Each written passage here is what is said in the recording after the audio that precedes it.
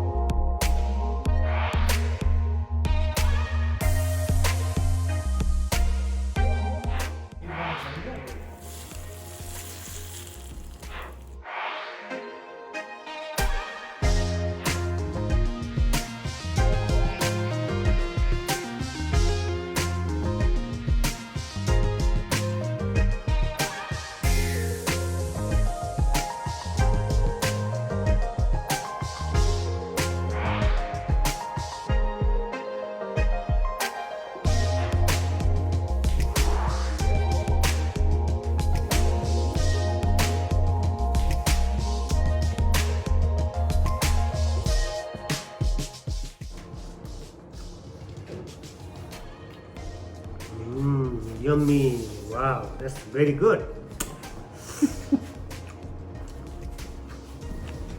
योबाटै खानु पर्ला कस्तो मिठो भयो है